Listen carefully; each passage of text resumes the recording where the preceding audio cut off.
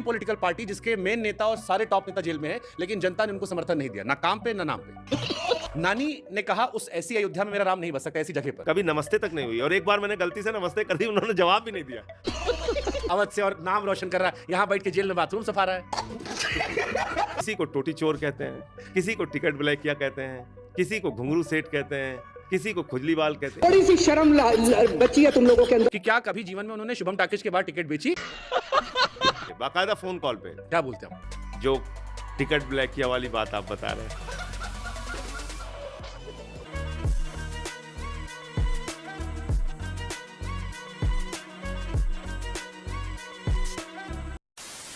नमस्कार दोस्तों, स्वागत है आप सभी का। आप देख रहे हैं डिबेट शो। दोस्तों, आज की इस वीडियो में हम देखने वाले हैं आम आदमी पार्टी के सांसद संजय सिंह का इंटरव्यू। दोस्तों, इंटरव्यू में राजनीतिक चर्चा चल रही थी, लेकिन अचानक चर्चा हो गई पर्सनल, और मिश्रा जी ने संजय सिंह से सवाल पूछ लिया उनके टिकट ब्लैक करने को। तो दोस्तों, उसके बाद वीडियो में जो कुछ हुआ उसे देख के आपको बहुत ही आनंद आने वाला है, तो वीडियो को अंत तक जरूर देखना। दोस्तों, अगर आप चैनल पर पहली बार आए हैं या चैनल को अभी तक सब्सक्राइब नहीं किया है तो चैनल को सब्सक्राइब जरूर कर लेना। चलिए दोस्तों, मेन वीडियो स्टार्ट करते हैं। चलो भाई। संजय सिंह जब ये कहते हैं कि मैं जिस व्यक्ति से इंस्पायर हुआ वो जनरल कोच से आया, उन लोगों से इंस्पायर हुआ जो इक्वलिटी की बात कर रहे थे लेकिन सादगी में जीवन जी रहे थे। संजय सिंह की शुरुआत भी आम आदमी पार्टी से ऐसे हुई, पूरा देश आपके साथ आया, इंस्पायर्ड हुआ।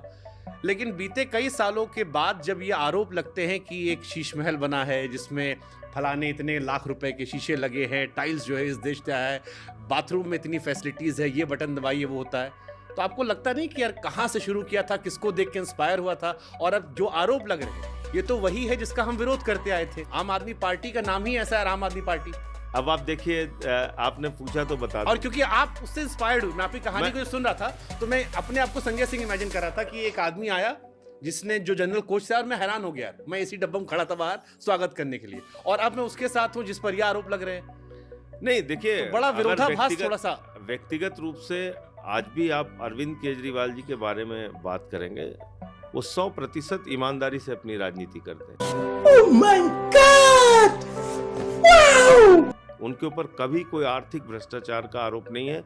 आरोप लगा सकते हैं कहीं कोई जैसे आरोप तो मेरे ऊपर भी भ्रष्टाचार का लगा, न सिर है न पांव है, ये बात उनके साथ भी लागू होती है 100%। या मनीष सिसोदिया के ऊपर जो आरोप लगे, आप देखिए, राजनीतिक रूप से टारगेट करना, फंसाना, आपके ऊपर आरोप लगाना और सत्यता में बहुत बड़ा फर्क होता है। अच्छा, चाहे हमारी दिल्ली की केजरीवाल जी की सरकार हो जो पिछले 10 साल से चल रही है, और चाहे पंजाब की सरकार हो, हमने जनहित में और जनता की अपेक्षाओं को पूरा करने के लिए अनुकरणीय काम किया है। स्कूल के क्षेत्र में, शिक्षा के क्षेत्र में क्रांतिकारी परिवर्तन किया है। हॉस्पिटल में, मोहल्ला क्लिनिक में, बिजली फ्री देने में, पानी फ्री देने में, बजट मुनाफे लाने में। तो गवर्नेंस की अगर आप बात देखेंगे, आंख का अस्पताल थोड़ा और अच्छा करवाना चाहिए। किस बात के लिए? तो मैं नहीं, गजब बेइज्जती है। दिल्ली के अंदर एक ऐसा गवर्नेंस का मॉडल हमने दिया जिसको लोग क्रिटिसाइज करते भी हैं और फॉलो भी करते हैं। जैसे सबने कहा था बिजली फ्री केजरीवाल जी दे रहे हैं, ये बड़ा बिल्कुल फ्री कर दे रहे हैं और बहुत गलत फैसला है, और पूरी अर्थव्यवस्था चौपट हो जाएगी, बजट डूब जाएगा। अरे ये तो पानी फ्री कर दिया, तीर्थ यात्रा कर दी, इससे तो अब ये बिल्कुल चौपट हो जाएगी दिल्ली की अर्थव्यवस्था। 9 साल से लगातार हम मुनाफे का बजट दे रहे हैं। कुछ भी पॉलिटिकल पार्टी के काम करने का पैमाना जो है वो वोटर तय करता है। बाकी नेता तो हर आदमी अपनी तारीफ करता है कि हमसे अच्छा कोई है, ये नहीं है। अभी हाल फिलहाल में लोकसभा चुनाव हुए, अगर आपने काम वाकई में किया और केजरीवाल जी आए थे कि जेल के बदले वोट से जवाब दो, 7 की 7 सीट चली गई सर, जबकि आप लोग तो कह रहे थे कि 7 में 7 निकालेंगे, और आप इकलौती पार्टी हैं जिनको सहानुभूति नहीं मिली है।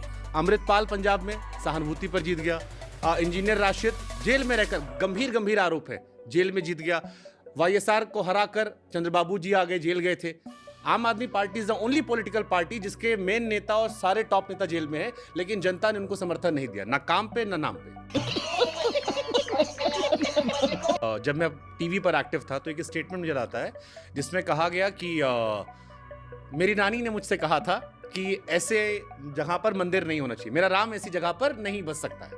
उसके बाद फिर जब दिल्ली का दंगल मैं कर रहा था एक चैनल पे, और मैं आपके इलेक्शन चल रहे थे एमसीडी के, तो मैं कई आपके विधायकों से मिला, तो उन्होंने कहा यार पहले हमारे यहाँ थिंक टैंकर अलग लोग थे, फिर हमने समझाया कि हम घर में कन्विंस नहीं कर पा रहे, अब थॉट प्रोसेस चेंज हो गया। मैं नाम नहीं लूंगा क्योंकि कई सारे लोगों से। नानी ने कहा उस ऐसी अयोध्या में मेरा राम नहीं बस सकता, ऐसी जगह पर। वहां से अयोध्या के लिए ट्रेन आम आदमी पार्टी ने चला दी, सबसे कट्टर हिंदू आप बन गए। तो हिंदू मुसलमान की पॉलिटिक्स तो आप भी कर रहे हो, आपने भी अपना स्टैंड चेंज कर दिया। एक चीज बताइए, अयोध्या दर्शन करना जाना और अयोध्या के नाम पे नफरत फैलाना, इन दोनों चीज में आपको फर्क है, नहीं जमीन दिखता? आसमान का फर्क है। जमीन आसमान का फर्क है।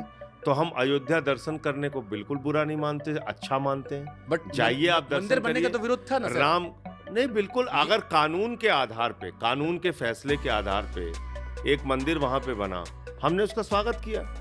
चल झूठा। ये बात और क्यों वो जो कर रहे हैं? स्टेटमेंट पहले था कि ऐसी जगह मेरा राम नहीं बच सकता। नहीं, देखिए ऐसा है कि आप कोई एक विषय को उठा के ये धारणा बना लें कि हम कोई भगवान श्री राम के विरोधी थे या उनके मंदिर के विरोधी थे, वो शायद ठीक नहीं होगा। ऐसे लोगों पे सिर्फ हम लोग हंस सकते हैं। नेक्स्ट क्वेश्चन, एक जब आप निकल रहे थे, तिहाड़ से आ रहे थे, तो एक बड़ा र्यूमर निकला था और बड़ा अफवाह चल रही थी कि संजय जी बीजेपी ज्वाइन कर सकते हैं। आपको ऑफर नहीं आया कहीं से? आपको, मुझे ऑफर नहीं करेंगे वो।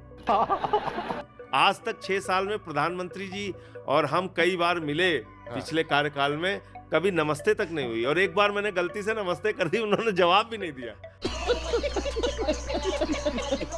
तो आपने ऐसा क्या कांड कर दिया कि मोदी जी आपको जवाब बोलते हैं इनके खिलाफ, बोलते हैं, बट मोदी जी बाकी लोगों नारा से लगाते हैं, वैचारिक रिश्ता तो मोदी रखते हैं वो। अडानी भाई भाई देश बेच के खाई मलाई, ये नारा लगाते अरे हैं। ये बट कौन देश का प्रधानमंत्री, और वो भी मोदी जैसा अरे प्रधानमंत्री नायडू जी ने कितना, कैसे पसंद नायडू करेगा? जी ने कितना कुछ बोला, कितना बढ़िया हक कर लेते हैं फोटो, नीतीश देखिए- जी के साथ हक कर लेते हैं।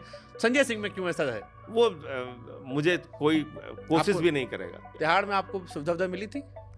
सुविधा जो आम कैदियों की थी वही नहीं, वही एक सुविधा सत्येंद्र हमारी। जी को मिल रही, थोड़ी वीआईपी वाली थी, वो मसाज वसाज बढ़िया होता। कोई मतलब नहीं है। आप- हम तो, आप तो देसी गांव का आदमी निकले, वहां पहुंचे। हमारे साथ 3 लोग थे, मैं तो 3 लोगों के साथ था। कितनी बड़ी बैरक थी आपकी? ये जहाँ पे आप बैठे हैं, हाँ इसको लेके इतना ही इस तरफ मिला लीजिए और ये सोफे पर, हाँ। इतना बड़ा। और बर्तन वर्तन खुद सफाना पड़ता था या बर्तन खुद साफ करते थे, बाथरूम? बाथरूम खुद से साफ करते थे, झाड़ू खुद से लगाते थे, लेकिन हंसते भी थे। तो लगता नहीं शाम था को- कि यार माँ बाबूजी सोचे थे लड़का हमारा सांसद बन गया है अवध से और नाम रोशन कर रहा है, यहाँ बैठ के जेल में बाथरूम सफा रहा है। आई होप इस पर अब ऑफेंड ना हो, ऑफेंड होंगे तो ये सवाल मैं कट कर दूंगा। आप कमेंट सेक्शन पढ़ते हैं अपना? पढ़ता हूँ। ये सवाल मैं पूछना नहीं चाहता, लेकिन उसे बहुत लोगों ने कहा आपको लेकर एक बहुत गंदा र्यूमर बीजेपी फैलाते हैं। बताइए। सुल्तानपुर वाला टिकट वाला वो कहते हैं सोशल मीडिया पर एक कहानी चलती है कि संजय सिंह टिकट बेचते थे ब्लैक में। गजब बेइज्जती है। ये क्या कहानी, कहां से ये उठा, पहली बार कहां पे कान में आया कि ये संजय सिंह ब्लैक टिकट बेचते हैं और ये वो है और सुल्तानपुर जाएंगे, बड़ा पैसा छापे हैं? अब हमारी किसी बात से बुरा मान के मुझे कोई कुछ भी कहे, गालियां देता रहे, मैं कहां तक उलझता रहूंगा? नहीं तो मेरे मन में मैं कहां तक एक उलझता थॉट मेरे रहूंगा? मन में जो आया। अभी आपने खुद कहा, हाँ, किसी को टोटी चोर कहते हैं, किसी को टिकट ब्लैकिया कहते हैं, किसी को घुंघरू सेठ कहते हैं, किसी को खुजली बाल कहते हैं। इनका काम ही गाली देने का है। थोड़ी सी शर्म बची है तुम लोगों के अंदर तो डूब मरो चुल्लू भर पानी। आपको पहली बार कब सुनाई पड़ा कि यार ये क्या चल रहा है मेरे कमेंट सेक्शन में? मैं, देखिए, पहली चीज तो क्योंकि मैं, आप तो वोकल नेता है, आपने कभी गाली इनको डांटा नहीं कि अबे तुम क्या लिख रहे हो? मतलब कुछ तो लॉजिक होगा। आज तक मुझे कमेंट करने वाले को किसी को मैंने जवाब नहीं दिया, कभी जवाब नहीं दिया। और क्यों जवाब दें? आप इसकी बात करते हैं, आप मेरा फोन एक दिन रखिए। मैंने कई बार बीजेपी के प्रवक्ताओं को भी आपको लेकर टीवी पर, नेशनल टीवी पर ये सब बातें छेड़ते हुए देखा है। करने दीजिए, उनकी मानसिक स्तर यही है, उनका सोच यही है। बट जो कहते हैं ना कि जहां आग होती वही धुआं, कुछ कभी लाइफ में आपने मतलब इससे जुड़ा कोई काम किया है सर? आसपास भी कभी? मतलब ही नहीं है कोई। तो फिर ये कहा, ये इसीलिए तो मैं कहता हूँ बीजेपी एक बहुत शातिर पार्टी है। और उन्होंने बकायदा नाम भी रखा उसका, शुभम टॉकीज, क्या नाम है, समझ गया मैं। ट्विटर पे आपको लेके पोस्ट डाली थी। तो उसमें तकरीबन 600-700 कमेंट आए, जिसमें से बीजेपी के कम से कम बीजेपी और उससे जुड़े लोगों ने जो तो आपको वो नापसंद नफरत करते करते हैं मुझसे। थे, कम से कम 300-350 लोगों ने एक ही सवाल पूछा मुझसे हाँ, कि भाई ये आप, संजय सिंह से जरूर पूछेगा कि, अच्छा उसमें कई हमदर्द भी थे, तो उन्होंने अच्छे से लिखा कि संजय सिंह जी से जरूर पूछेगा कि क्या कभी जीवन में उन्होंने शुभम टॉकीज के बाद टिकट बेची? उसकी कोई आप ऑफेंड होते हैं इससे? बुरा लगता है आपको? एकदम नहीं, क्योंकि मैं जानता हूँ वो मुझसे नफरत करते हैं, मुझे गालियां देंगे। आप इसको छोड़ दीजिए ना, आप मेरा फोन एक दिन रखिए, हाँ, और कैसी कैसी गालियां देते हैं, क्या क्या बोलते हैं। एक मतलब ये अपने रिपोर्टिंग के लिए रख लीजिए मेरा फोन एक दिन, आपको अंदाजा लग व्हाट्सएप जाएगा। पे या फोन कॉल पे? फोन कॉल पे, बाकायदा फोन कॉल पे क्या बोलते हैं? बहुत सारी गालियां देते हैं। अब वो गाली मैं आपके कैमरे पे नहीं बोल सकता। अभियान चलाते, और आज से नहीं है, 1 लाख बार कम से कम लिखा होगा उन्होंने, जो टिकट ब्लैक किया वाली बात आप बता रहे हैं।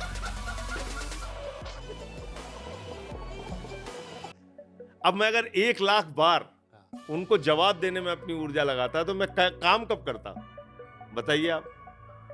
तो मैं ऐसी चीजों में क्यों, जिसका ना कोई सिर है ना पांव है, जिसमें आपको सिर्फ बदनाम करने के लिए कुछ भी कहा जा रहा है, तो कहने दीजिए। मतलब इन लोगों के कहने से ना तो अखिलेश जी टोटी चोर हो जाएंगे, ना उनके कहने से मैं कोई टिकट ब्लैक किया हो जाऊंगा। आनंद लीजिए, टेंशन मत रखिए ऐसी चीजों का। ईडी पूरे देश में नोटिस जारी करती है, जिसको नोटिस मिलता है उसकी पैंट गिली हो जाती है। संजय सिंह ईडी को नोटिस जारी करते हैं, और जब ईडी को नोटिस जारी करते हैं तो ईडी की पैंट गिली हो जाती है। तो ईडी की पैंट गिली हो जाती है। मोदी जी बड़ा अफसोस हुआ, आप तो इतने ताकतवर आदमी है, आप मुझे पकड़ के जाइए, डालिए जेल में, बुलाइए ना ईडी वालों को कहिए मोदी जी मुझे बुलाइए, सारे कागज में लेके जाऊं। ईडी की टीम पहुंची है संजय सिंह के घर पर। आम आदमी पार्टी से सांसद हैं, राज्यसभा सदस्य हैं, सांसद हैं संजय सिंह। तलाशी के लिए ईडी की टीम संजय सिंह के दिल्ली स्थित आवास पर पहुंची है।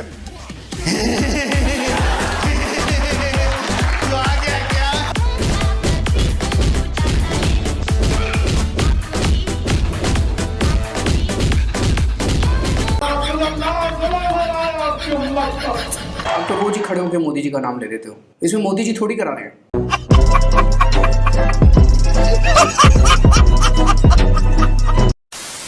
तो दोस्तों इस वीडियो में इतना ही। अगर आपने वीडियो अंत तक देखी है तो उम्मीद करता हूँ आपको वीडियो पसंद आई होगी। वीडियो के बारे में आपकी जो भी कोई राय है कमेंट्स करके जरूर बताएं। वीडियो को अंत तक देखने के लिए आप सभी का बहुत बहुत धन्यवाद। ऐसी मजेदार वीडियो देखने के लिए चैनल को सब्सक्राइब करना बिल्कुल ना भूलें। चलिए दोस्तों, मिलते हैं वो जल्द अगली वीडियो में। तब तक के लिए जय हिंद, वंदे मातरम।